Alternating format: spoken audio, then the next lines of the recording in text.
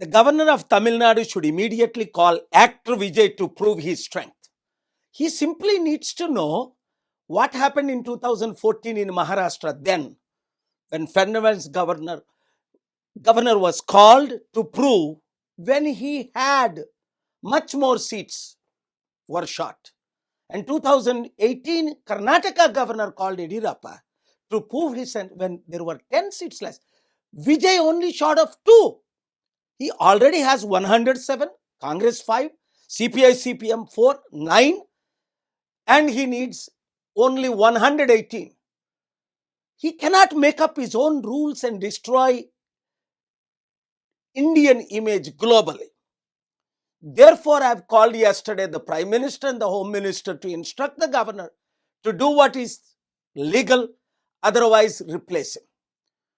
Remember when Prime Minister Narasimha Rao was the Prime Minister, he was short of 25 seats, but he ruled for 5 years. And then Vajpayee ji, a great gentleman, he had only almost 110 seats were shot. But the President of India called to prove his strength. What is going on in India? This must end. Vijay, stand strong.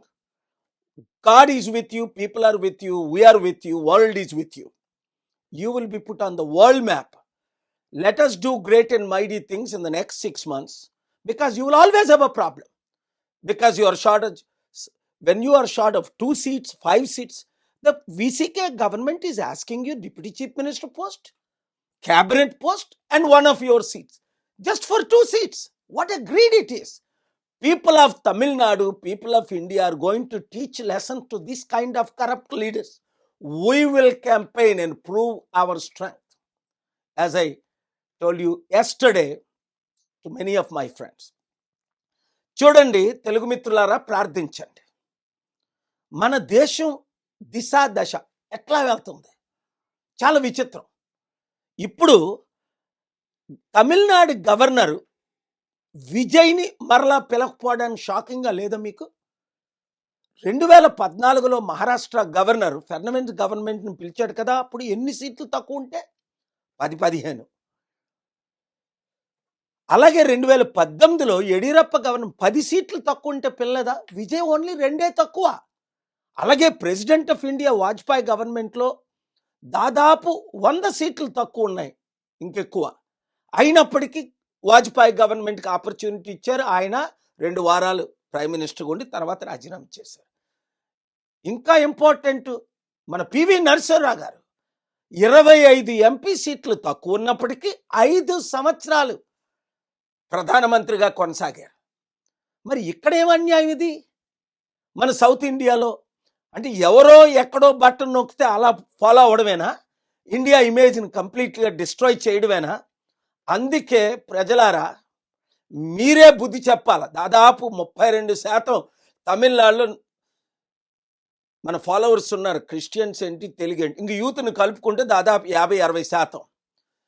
2 సీట్లు ఉన్న VCK ఇప్పుడు విజయ్ని deputy CM post అడుగుతున్నాడు. 2 ఎమ్మెల్యేలు. ఎందుకంటే Congress, CPI, CPM 9 already మద్దతు ఇస్తున్నారు. ఈయనకి 107 ఉన్నాయి. మరలా 1 ఎమ్మెల్యే సీట్ కావాలట. ఏంటి డిమాండ్లు? అంటే ఎంత అవినీత! 234లో 2 సీట్లున్నోడు ఇన్ని డిమాండ్లు చేస్తున్నాడు. కనుక ప్రజలు ఏం చెయ్యాలి? ఏకకంఠంతో ఇప్పుడు వరకు ఓట్లు వేయని వాళ్ళందరూ మళ్ళీ ఓట్లు వేస్తారు. ఎందుకంటే విజయ్ని గవర్నమెంట్ ఫార్మ్ చేసినప్పటికీ స్మూత్గా నడపనివ్వరు. గుర్తుంది కదా, ఎన్ని మన చరిత్రలో మనం అన్నీ చూస్తున్నాం కదా. కనుక మ్యాండేట్ ఇచ్చినప్పుడు ప్రజలకు కూడా క్లియర్ మ్యాండేట్ ఇస్తే పీస్ఫుల్ గవర్నమెంట్. అదే నా మద్దతు విజయ్కి. ఎప్పుడైతే స్టాలిన్ మన శాంతి సభకు పర్మిషన్లు ఇవ్వలేదో, అల్లరి పెట్టాడో, ఇబ్బందులు పెట్టాడో, ఆ రోజు నుండే నేను స్టాలిన్కి వ్యతిరేకంగా క్యాంపెయిన్ చేసింది. ఆయన మాజీ ముఖ్యమంత్రి అవుతాడని చెప్పింది మీరు మీడియాలో చూశారు.